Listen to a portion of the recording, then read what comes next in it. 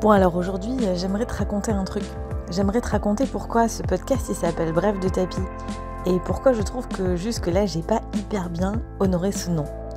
Pour moi, Bref de tapis, ça voulait dire ces petites conversations courtes qu'on a à la fin d'un cours de yoga, autour des tapis, avec des élèves, avec des profs. Ces petites conversations où ça parle yoga. Et en fait, j'ai appelé mon podcast comme ça. Et puis un jour, j'ai cherché la définition de brève. C'est quoi une brève en fait? Une brève de comptoir. Et en fait, je me suis rendu compte que une brève, c'était une histoire drôle. Et là, c'était raté. Parce que c'était pas forcément ça que j'avais envie de faire, moi, dans mon podcast.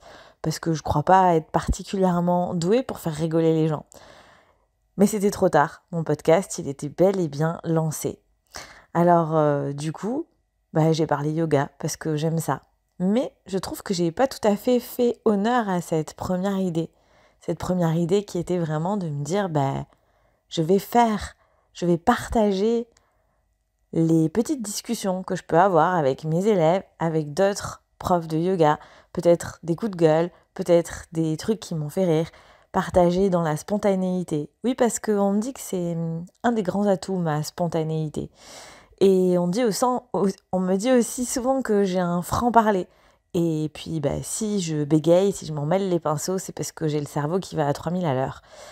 Alors, oui d'ailleurs, si tu le sais pas, je suis aussi un peu bavarde. Et puis, si mon cerveau va à 3000 à l'heure, c'est parce que j'ai plein d'idées à la minute et que ma tête part toujours un peu dans tous les sens. Alors, du coup, je m'essaye à un nouvel exercice.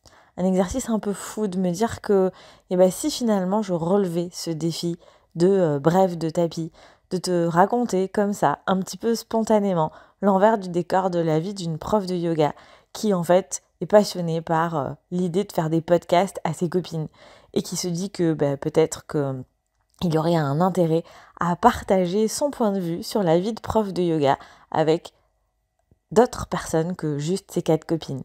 Alors voilà, ça va pas être hyper produit. Je vais bégayer, je vais me tromper, je vais faire des fautes de conjugaison, mais ce sera moi. Et ce sera moi qui peut-être n'oserait jamais poster ce petit bout, ce premier enregistrement de Bref de tapis dans le sens où je l'avais imaginé dès le début. Alors bien sûr, Bref de tapis va rester ce qu'il est, un podcast pour les élèves et pour les profs de yoga. Tiens, d'ailleurs, ça me fait penser qu'il faut que je refasse l'intro du podcast parce que le podcast a évolué et que du coup, l'intro et la présentation du podcast, ça colle plus trop. Bon, ça fait partie des choses que j'ai à faire dans ma to-do list. Je le ferai un de ces jours, je te préviendrai. Voilà donc, je me lance, je teste, j'essaye et puis on verra combien de temps ça durera et on verra surtout si ça te plaît. Si ça te plaît, n'hésite pas à me le dire, n'hésite pas à me mettre un petit mot sur Apple Podcast ou même sur Spotify, parce que je crois que ça y est, maintenant on peut laisser des avis sur Spotify.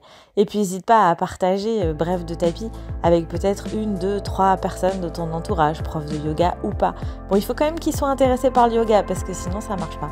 Mais c'est facile, tu fais juste partager là, et puis t'envoies le lien sur WhatsApp, et puis on verra bien ce que ça donne. Merci pour ton écoute.